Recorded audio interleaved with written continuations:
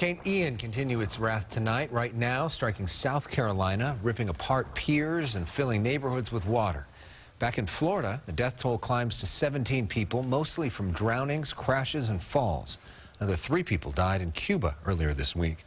More than 2 million people still do not have electricity.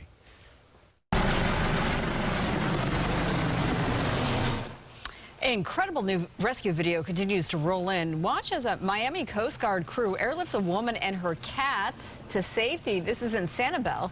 This just one of about 700 daring missions to save those trapped by Ian. President Biden is declaring the hurricane a major disaster. I just want the people of Florida to know we see what you're going through and we're with you. We're going to do everything we can for you. I say to the rest of Americans, just imagine yourself in that situation. Water rising, walls collapsing, streets turned literally into rivers, charter boats on top of automobiles. The president says the federal government has deployed the largest amount of search and rescue experts in recent history. Roughly 10,000 people in Southwest Florida still unaccounted for. As Hurricane Ian strikes the Carolinas, people in Southwest Florida are beginning to look towards recovery tonight. Fox's Austin Westfall is in Punta Gorda, Florida. It's one of the hardest hit communities. Austin, how are people doing out there now? Yeah, so basically after Ian hit, Punta Gorda was, in some parts completely underwater at this point.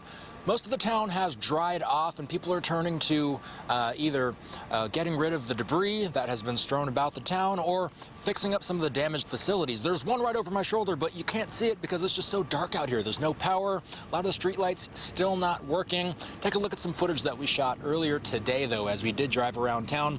We saw a lot of the beginnings of recovery efforts. We saw plenty of people working on power lines. We saw people clearing brush from streets and their businesses.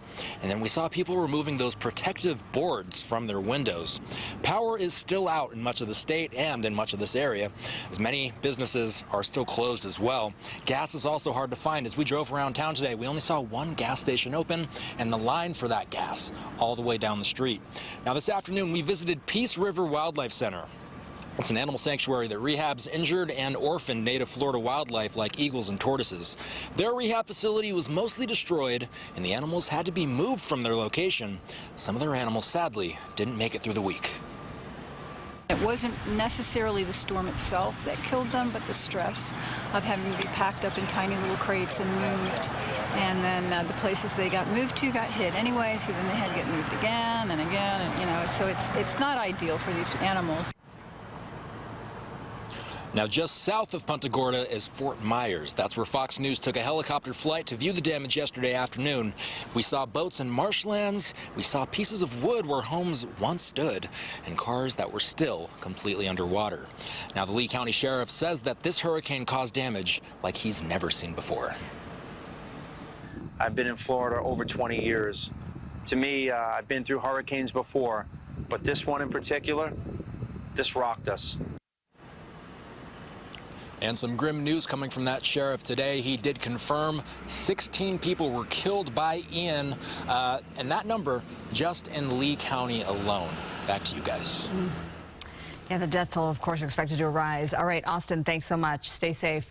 Our parent company, Fox, is donating $1 million to the American Red Cross to support their Hurricane Ian relief efforts. The Red Cross is on the ground providing aid and resources, including shelter, meals, and medical supplies for people who have been impacted by the storm. If you would like to join in Fox's efforts, please visit redcross.org/FoxForward.